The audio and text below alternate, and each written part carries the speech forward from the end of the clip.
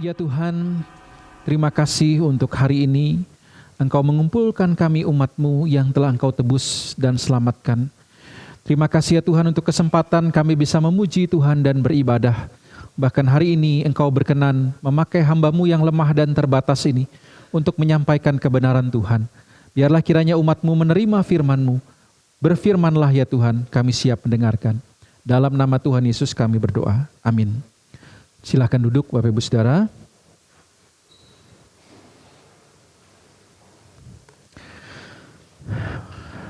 Baik Bapak Ibu Saudara ya, minggu ini kita melanjutkan tema kita tentang buah roh Saudara ya.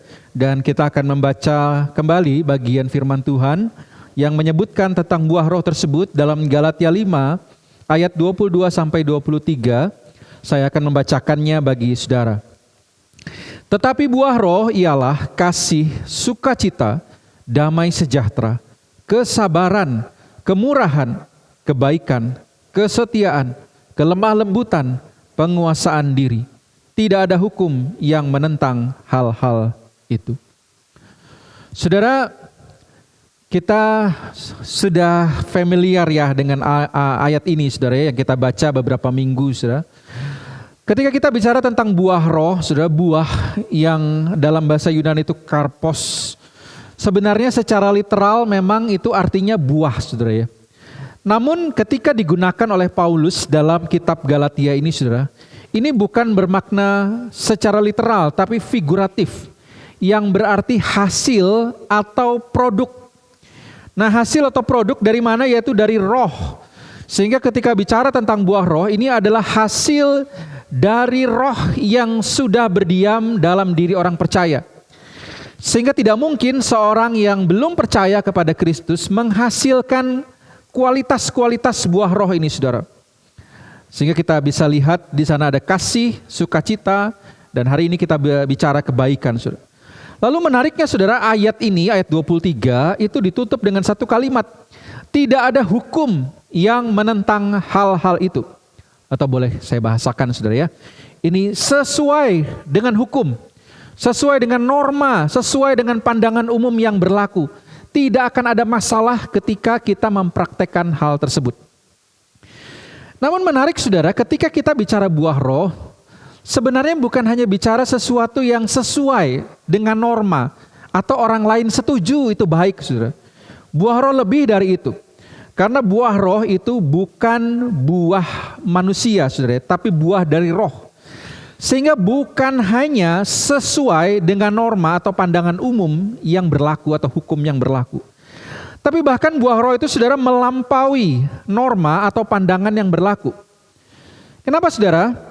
Karena berasal dari Tuhan, sehingga standar yang dipakai bukan lagi pandangan umum. Bukan lagi norma-norma yang biasa dikatakan, oh ini baik, ini murah hati, ini damai sejahtera sesuai dengan pandangan umum.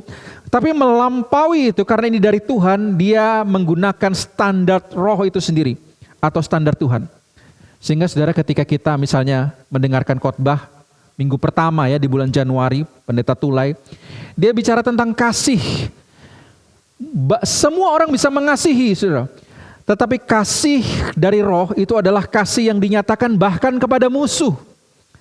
Melampaui standar dunia ini, saudara. Dan sukacita, ingat siapa yang khotbah? Contoh Eka, saudara ya. Ketika bicara bahkan sukacita yang dari roh itu, bukan hanya sukacita yang bicara kalau kita mendapatkan sesuatu hadiah, saudara. Tetapi sukacita yang terpancar bahkan dalam penderitaan kita. Ketika bicara damai sejahtera, saudara ya. Contoh Feni ini khotbah saudara ya. Bicara bahkan bagaimana damai itu, peace itu dihadirkan bahkan dalam kekacauan. Saudara.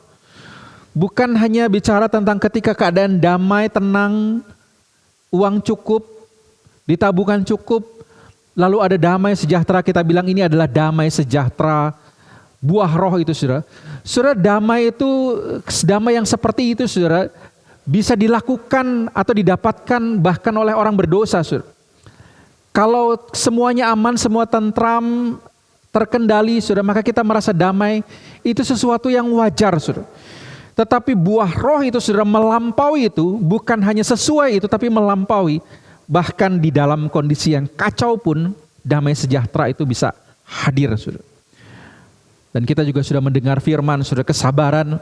Bagaimana kesabaran itu bukan ketika kita menghadapi situasi yang biasa-biasa saja, tapi bahkan dalam ujian, saudara ya. Ketika kita diuji, bagaimana kita bertahan tetap sabar.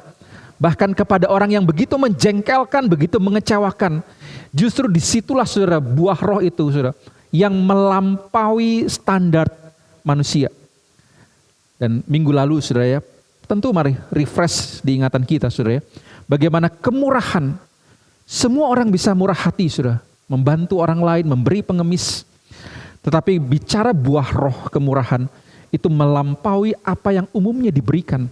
Contoh Desi kemarin bicara ya, tak roti, kalau kita ada selai bisa nggak kita tambahin gitu, saudara ya. Melampaui bahkan apa yang tidak layak orang terima, saudara.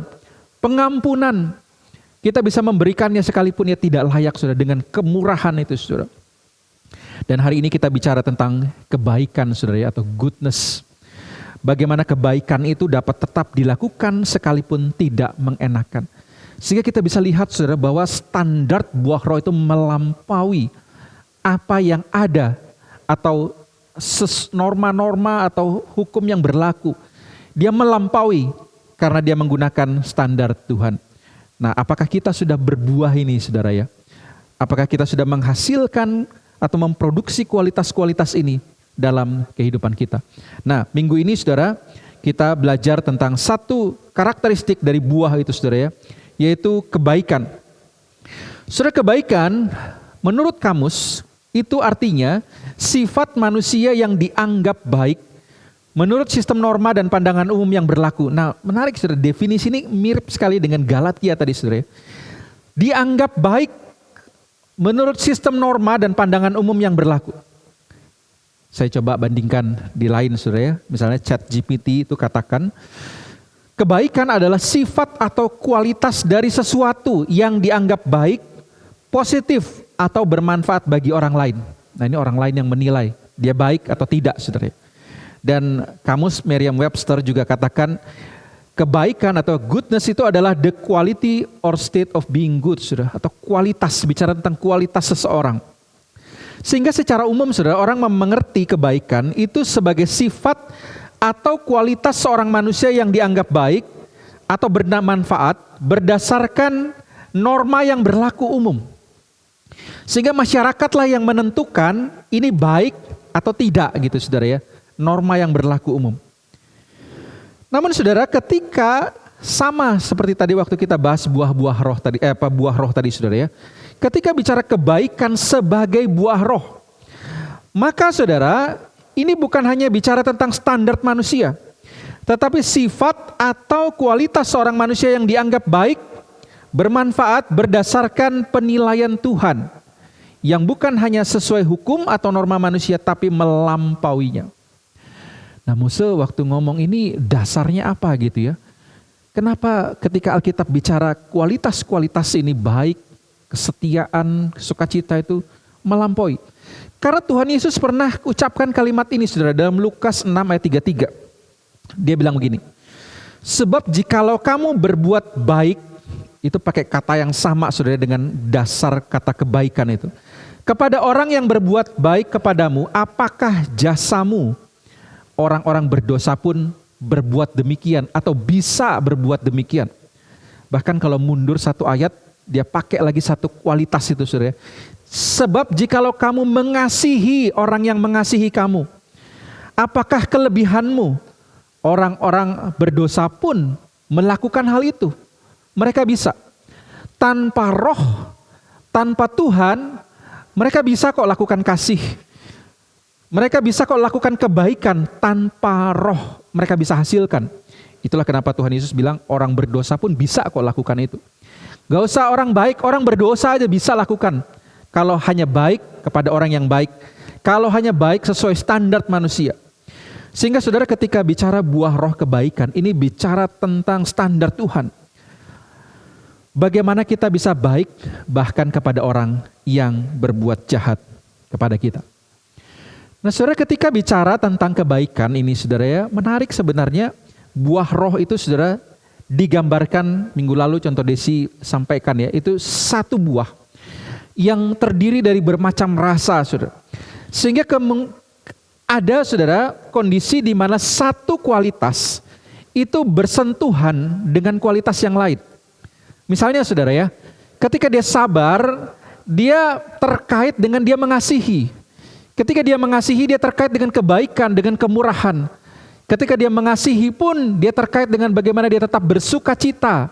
Meskipun dia harus mengasihi, bahkan sampai terluka itu, saudara, dia tetap bisa bersuka cita dan ada damai sejahtera. Sehingga semua kualitas yang dibicarakan oleh buah roh ini terkait, saudara, satu sama lain. Dan yang paling dekat dengan kebaikan itu adalah kemurahan. Nah, seringkali orang sulit memang membedakan, saudara, karena kata kebaikan dan kemurahan ini, saudara, itu seringkali digunakan di Alkitab itu tumpang tindih. Dalam arti, saudara, kadang Alkitab mendefinisikan kebaikan itu seperti kemurahan. Jadi orang yang baik itu orang yang suka menolong, orang yang murah hati, saudara, membantu mereka bahkan yang tidak layak, mirip seperti minggu lalu. Tapi terkadang Alkitab bicara tentang kemurahan ini juga seperti kebaikan, saudara. Oh, orang yang murah hati itu adalah orang yang baik. Sehingga kata ini seringkali digunakan bergantian, saudara. Tetapi sebenarnya, saudara, kata kebaikan atau agathosune ini, saudara, sebenarnya memiliki juga perbedaan dengan kata kemurahan atau krespotes ini, saudara. Kata kebaikan atau agathosune dalam bahasa Yunani, saudara, ini mengandung unsur koreksi dan disiplin untuk membawa orang pada jalan yang benar. Bahkan seringkali ada tindakan tegasnya itu, saudara. Jadi kebaikan ini beda dengan kemurahan. Dimana kalau kemurahan itu memberikan apa yang tidak harus dia berikan. Ya, misalnya saya tidak harus memberikan seseorang itu uang, tapi saya tidak wajib. Tapi saya berbelas kasihan kepadanya, saya berikan. Itu kemurahan, saudara. Atau dia sebenarnya tidak layak menerima pemberian saya. Dia orang yang jahat pada saya, sekarang dia butuh bantuan saya. Saya tidak layak dia menerima bantuan saya karena dia sudah jahat sama saya. Tapi oleh kemurahan saya tetap memberikan pertolongan. Itu kemurahan. Tetapi ketika bicara kebaikan, ini lebih kepada ingin orang itu menjadi lebih baik. Ada unsur mengkoreksi dia, mendisiplin dia supaya dia ada perubahan. Sehingga boleh dibilang kemurahan ini ya membantu, menolong, saudara, terkait dengan belas kasihan. Tetapi kebaikan ini kadang dilakukan dengan cara yang tegas, bahkan keras, saudara. Misalnya, saudara, contoh kebaikan atau agathosune itu adalah ketika Tuhan Yesus membersihkan bait Allah itu, saudara. Dia membalikkan meja-meja pedagang. Saudara, orang mungkin memandang, wah ini apa ini? Ini Tuhan Yesus mempertontonkan kemarahankah? Namun sebenarnya yang Tuhan Yesus lakukan adalah sebuah kebaikan. Dia ingin mengkoreksi fungsi bait Allah. Dia ingin mendisiplin orang-orang yang berada di bait Allah itu supaya melakukan apa yang benar. Kembali ke jalan yang benar. Dan dia lakukan dengan tindakan yang tegas. Nah, sedangkan contoh kemurahan adalah ketika Tuhan Yesus mengampuni perempuan yang berbuat zina. Seharusnya Tuhan Yesus punya hak, bahkan terlebih dia Tuhan, untuk menghukum perempuan yang berbuat zina itu. Hukum Taurat bahkan sudah ada jelas hukumannya apa, saudara ya. Dilempari batu. Tapi Tuhan Yesus katakan, pergilah. Dia tidak menggunakan haknya itu, saudara. Tapi dia mengampuninya oleh kemurahannya. Sehingga saudara ada perbedaan juga antara kebaikan dan kemurahan ini, saudara. Kebaikan bisa jadi itu tidak menyenangkan. Kebaikan itu bisa jadi tidak nyaman bagi seseorang. Tapi dia bertujuan demi kebaikan orang tersebut. Sedangkan kemurahan terkadang, saudara ya, ini dengan apa namanya, saudara ya, istilahnya memberikan gitu ya, menolong, berbelas kasihan. Sehingga saudara kadang, saudara, kita akan lihat ketika kita bicara buah roh, saudara, seringkali, saudara ya, kita berganti-ganti ini, saudara, switching kualitas ini ketika kita berinteraksi dengan orang lain. Terkadang kita sabar.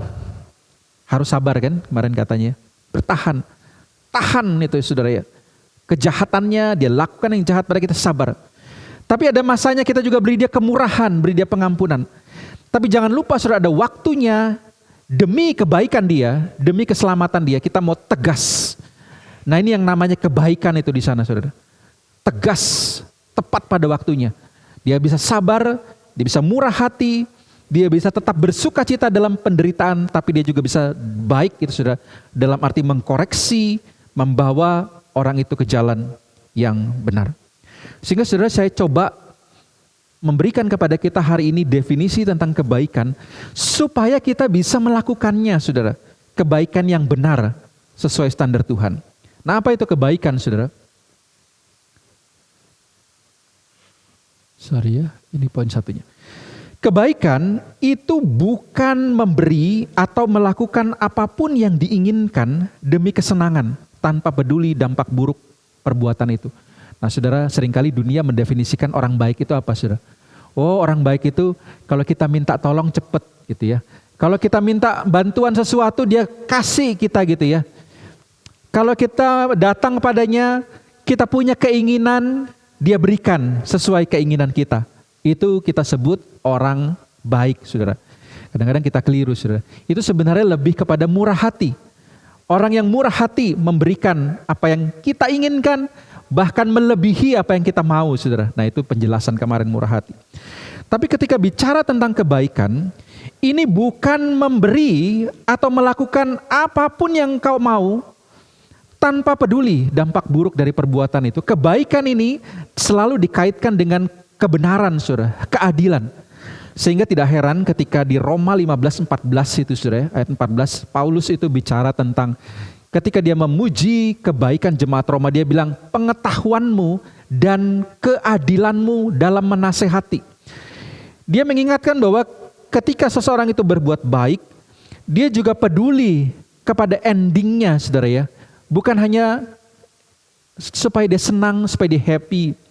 Kadang-kadang saudara ya, kalau kita ini pengen jadi orang tua yang baik ya, seringkali ini ya kalau kita ilustrasikan dalam orang tua, kita tuh seringkali apa aja yang anak minta kasih gitu ya, supaya dia senang, supaya dia happy. Tapi tidak dengan kebaikan saudara. Kebaikan itu juga memikirkan apakah pemberian ini bisa berdampak buruk bagi dirinya. Ada satu iklan Thailand saudara ya, seorang anak mau beli iPad saudara, anak kecil gitu ya.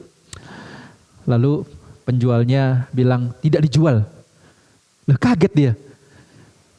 Saya kan punya uang, saya mau belikan anak saya, terserah saya. Penjualnya bilang, anakmu umur berapa? Dia bilang, anakku masih 2 tahun misalnya.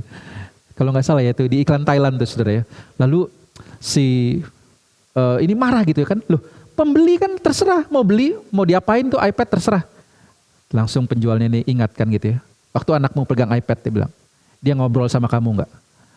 Waktu anakmu pegang iPad, dia bisa tenang nggak misalnya diajarin berdoa dan lain-lain. Waktu anakmu pegang iPad, apa yang merubah dia? Apakah itu baik atau buruk? Wah saudara iklan ini luar biasa saudara. Langsung orang tuanya bilang ya sudah nggak jadi beli gitu ya.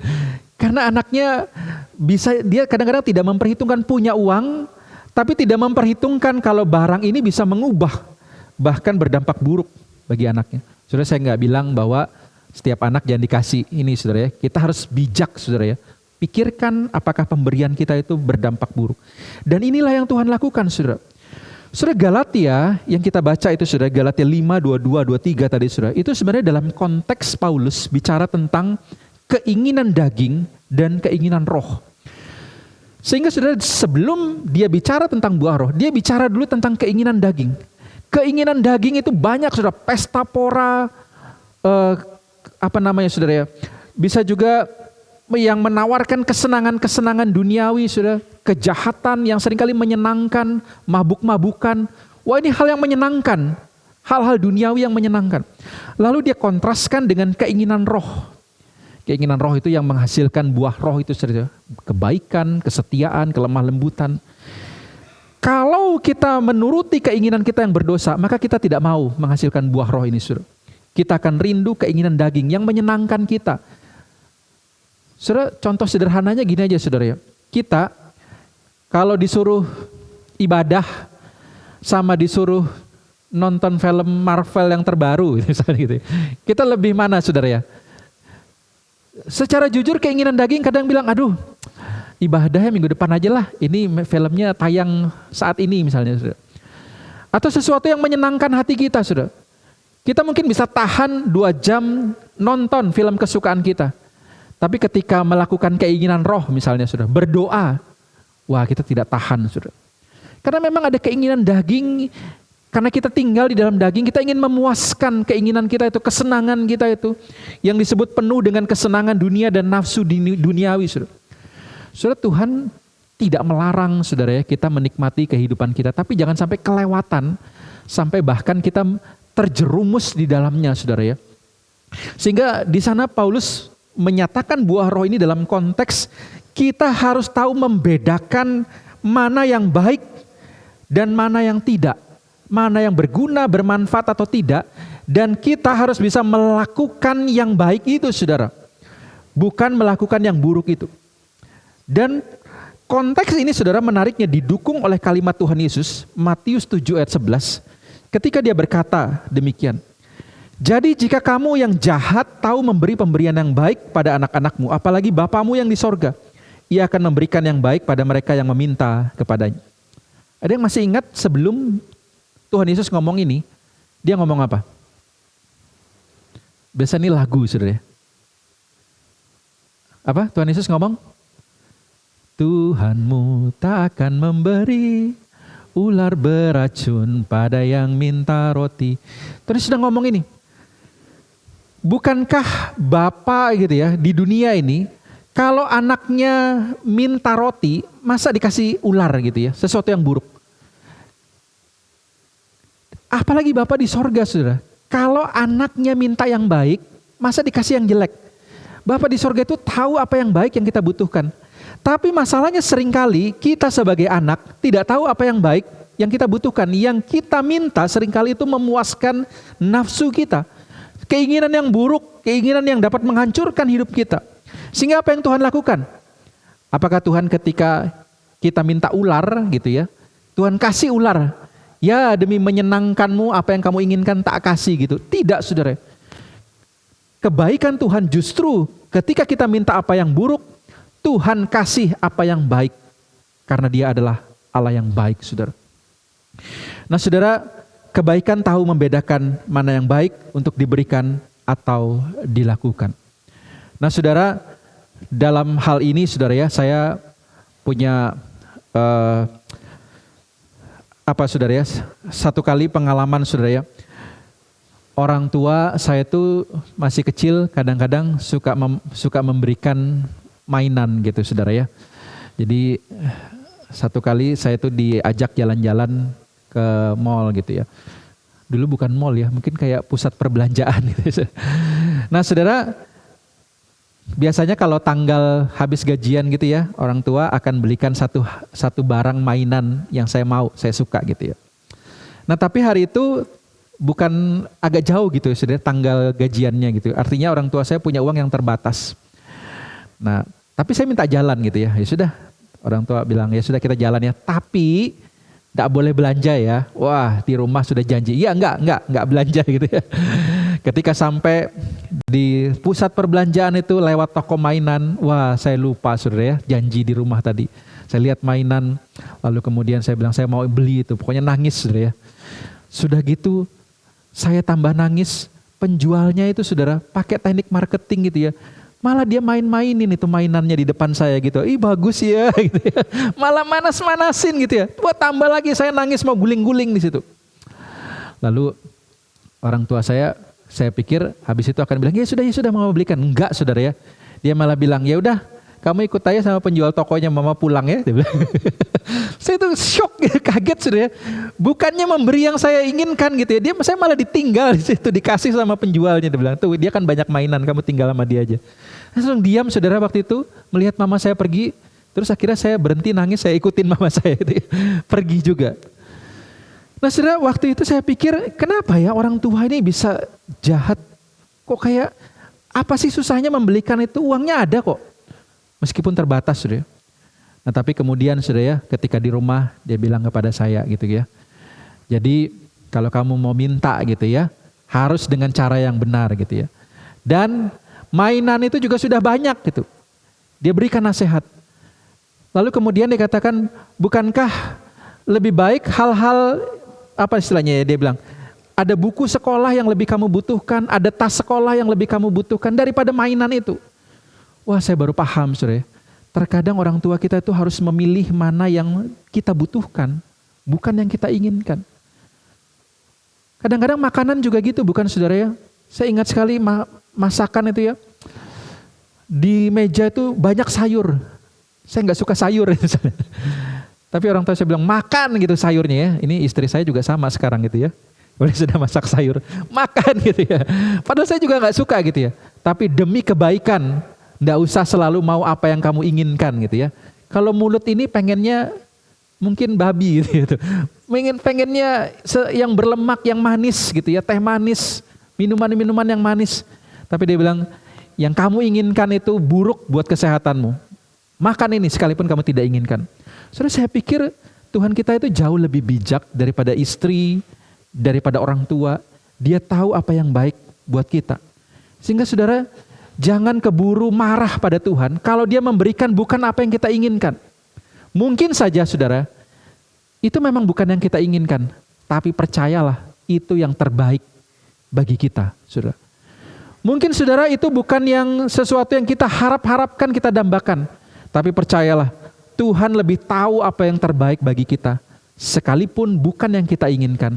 Tapi percayalah, Tuhan memberikan yang terbaik bagi kita. Kebaikan Allah, saudara, dinyatakan dengan memberikan bukan apa yang kita inginkan, tapi yang berguna bagi kebaikan kita.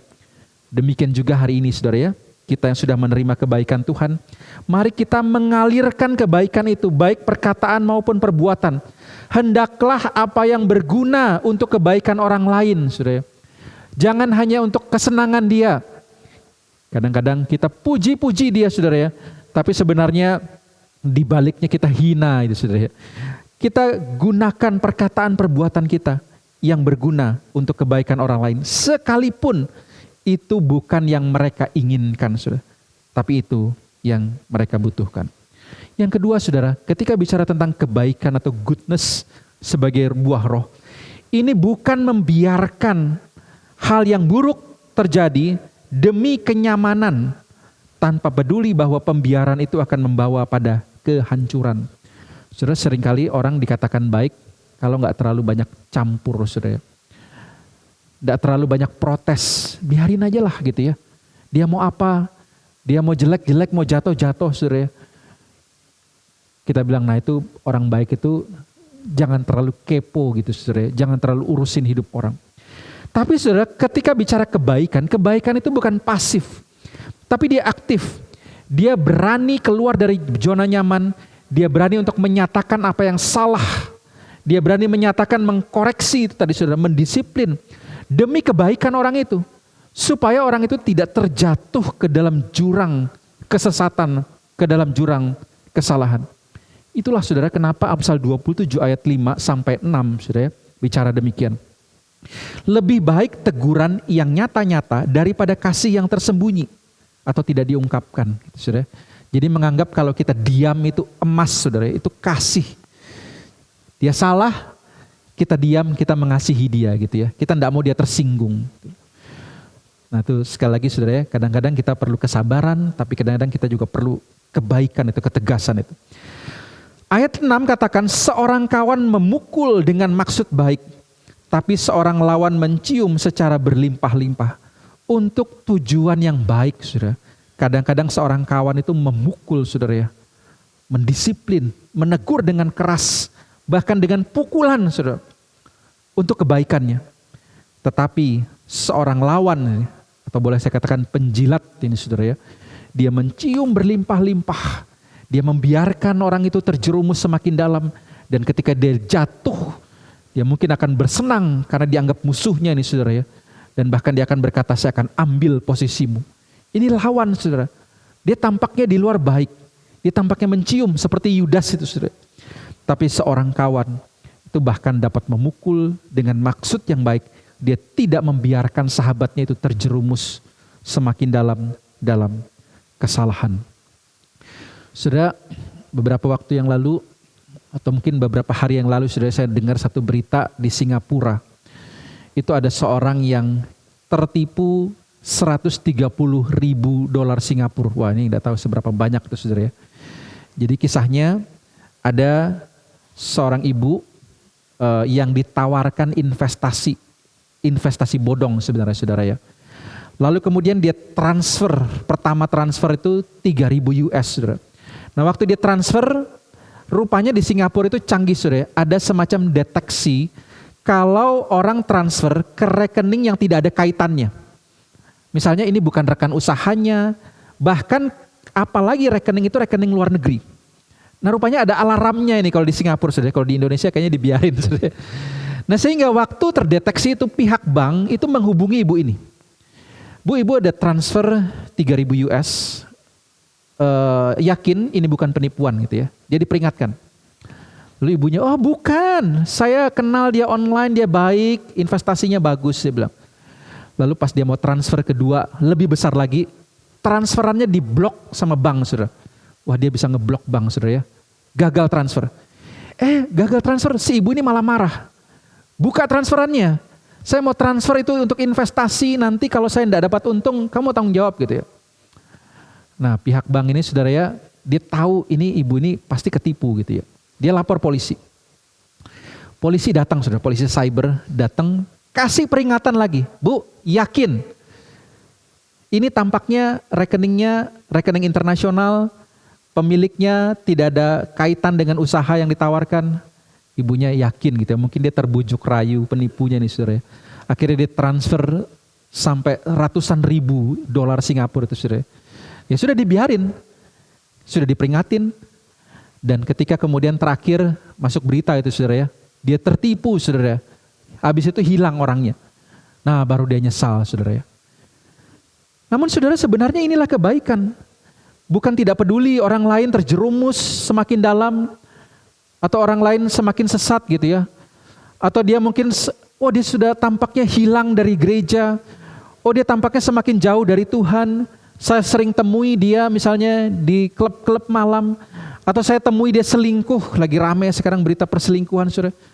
Maka kalau kita ingin menyatakan kebaikan, kita datang saudara, kita mendoakan, menegurnya, mengingatkan dia. Dia mau dengar, dia mau lakukan, terserah dia saudara. Tapi kita sudah melakukan itu, buah roh itu sudah kebaikan. Ketika tidak membiarkan, sudah tidak nyaman negur orang itu saudara ya. Kadang-kadang orang itu rasa, apain sih urus-urus hidup saya.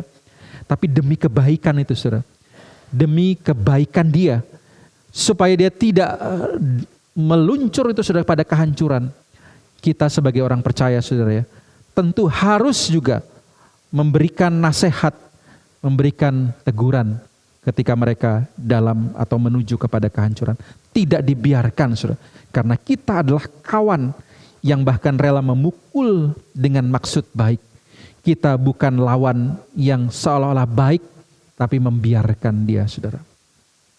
Saudara, kebaikan Allah dinyatakan dengan memberikan nasihat, teguran, bahkan terkadang pukulan yang keras, agar kita dapat kembali ke jalan yang benar.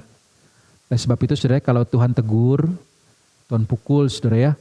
Misalnya dia lama sibuk dengan kerjaan, sampai tidak lagi ke gereja atau bahkan tidak pelayanan. Lalu sakit karena kerjaannya saudara ya. Lalu kemudian protes sama Tuhan, kok saya tidak sehat? Itu Tuhan sedang tegur gitu ya. Supaya ingat tubuh kita ini terbatas, tubuh kita ini perlu sabat untuk datang kepada Tuhan. Tubuh kita ini bukan hanya darah dan daging, tapi ada roh yang perlu diberi makan. Saudara, kadang Tuhan tegur dengan keras, kadang Tuhan tegur dengan lembut, tapi untuk kebaikan kita. Nah hendaklah kita juga saudara, baik melalui perkataan perbuatan, kita tidak membiarkan saudara kita terpuruk dalam keburukan, tapi kita juga memberikan nasihat, memberikan teguran, bahkan pukulan yang keras, agar kehidupan seseorang itu dapat diselamatkan. Yang terakhir saudara, kebaikan itu berarti bukan hanya yang tampak di depan, tapi yang muncul dari hati yang dikerjakan oleh Allah melalui roh. Saudara, di depan kita itu bisa tampak baik, meskipun di belakang itu sebenarnya ada niat jahat. Misalnya saudara ya, saya pernah dikasih satu ilustrasi begini saudara. Ada seorang caleg dia datang, atau bukan caleg lah, memang sudah jadi pejabat. Dia datang kepada kita lalu bilang, ini ada dana bantuan buat kamu ya. 100.000 per orang satu kelurahan. Wah, langsung penduduk satu kelurahan itu bilang, wah pejabat ini baik. Kita pilih lagi dia periode depan. Karena kita dapat 100.000 satu orang. Baik kan saudara ya? Pilih lagi lah ya kan? Karena dia membantu menyalurkan kepada warga bantuan itu.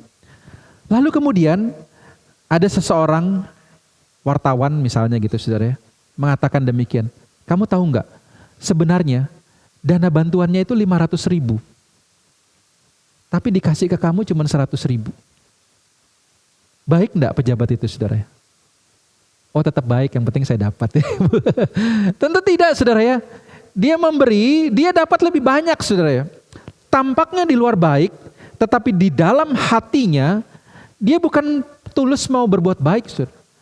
Tapi dia berbuat itu supaya dia bisa meraup keuntungan atau mendapat keuntungan bahkan lebih banyak lagi dengan cara yang jahat, dengan cara yang keliru. Saudara, hal ini juga sempat terjadi saudara ya, di dalam Markus 10 ayat 18. Ketika ada seorang kaya yang datang kepada Tuhan Yesus, dia berkata, "Guru yang baik, bagaimanakah seseorang dapat masuk ke dalam kerajaan sorga?" Tuhan Yesus katakan, "Mengapa engkau katakan aku baik? Tidak seorang pun yang baik selain daripada Allah saja." Maksudnya menarik, kenapa Tuhan Yesus mengatakan, kok kamu bilang aku baik? Loh enggak salah, Tuhan Yesus memang baik gitu ya. Lalu dia katakan tidak ada seorang pun yang baik selain Tuhan. Loh bukankah Yesus itu ya Tuhan gitu saudara. Nah ternyata saudara, Tuhan Yesus sedang menegur konsep kebaikan dari orang kaya ini. Orang kaya ini berpikir bahwa kebaikan yang dia lakukan itu adalah untuk mendapatkan hidup yang kekal atau memperoleh sesuatu. Ingat pertanyaannya, guru yang baik, bagaimana seorang dapat masuk ke dalam kerajaan sorga? Sebenarnya dia tidak perlu tanya itu saudara. Dia hanya ingin mengkonfirmasi bahwa dia sudah cukup baik untuk masuk kerajaan sorga. Oleh karena itu dalam kalimat berikutnya Tuhan Yesus bilang, apa yang dikatakan dalam kitab Musa? Lalu dia katakan hukum Taurat itu saudara. Jangan mencuri, jangan berzina, hormati ayahmu dan ibumu. Dia bilang dia sudah lakukan semua itu. Dia hanya ingin Tuhan Yesus konfirmasi bahwa dia sudah cukup baik untuk masuk ke dalam kerajaan sorga. Lalu di sini Tuhan Yesus menyatakan kebaikan versi Yesus. Kebaikan itu bukanlah sesuatu yang kamu lakukan untuk mendapatkan sesuatu, untuk memperoleh sesuatu. Apalagi hidup kekal, saudara. Kebaikan itu adalah berasal dari Allah, dari Roh, untuk kemuliaan Allah, sebagai bentuk syukur atas kebaikan yang sudah lebih dahulu kita terima dari Allah. Saudara, bedanya kebaikan kita dengan kebaikan dunia ini, saudara, adalah kebaikan yang kita lakukan sebagai buah roh. Itu kebaikan oleh karena kita itu dari hati kita yang bersyukur, kita melakukan kebaikan itu pada orang lain. Bukan supaya orang lain itu balas dengan kebaikan. Sehingga tidak heran Tuhan Yesus berkata, balaslah kejahatan dengan kebaikan. Karena kebaikan dari buah roh, itu tidak peduli balasannya apa. Dia hanya melakukan kebaikan itu, saudara. Dia menegur, sekalipun balasannya kadang dimarahin. Dia mengkoreksi, sekalipun kadang balasannya kita dimusuhin. Namun saudara, kebaikan dari Tuhan itu karena kita sadar kita ini pernah ditolong orang. Bahkan kita pernah ditegur, dikoreksi oleh Tuhan melalui mungkin sahabat rohani kita. Kita sadar, kita bersyukur, kita selamat hari ini karena ada orang yang datang memberitakan keselamatan itu. Sehingga kita juga rindu saudara menyalurkan kebaikan ini. Ketika orang sudah jelas-jelas menuju kepada kebinasaan, kita tegur, kita nasehatin. Apa sih yang kamu cari dalam hidupmu? Kalau engkau begini terus, kemana tujuan hidupmu? Kalau engkau mabuk-mabukan tiap hari, tidak ingat Tuhan, kemana tujuan hidupmu? Bukankah di sini peran kita sudah menyatakan kebaikan itu? Mengkoreksi dia, menegur dia, membawa dia ke jalan yang benar. Saudara, kebaikan itu bukanlah karena kita ingin mendapatkan sesuatu. Tapi kebaikan, goodness itu sudah sebagai buah roh, adalah karena kita sudah lebih dulu diselamatkan, ditegur, diarahkan oleh Tuhan, kita menerima kebaikan Allah. Oleh sebab itu saudara, kita juga mau belajar baik perkataan, perbuatan kita, hendaklah juga untuk kemuliaan Tuhan dengan penuh syukur atas kebaikannya. Nah hari ini saudara, di akhir khotbah saya, 3 hal ini kiranya boleh saudara bawa pulang.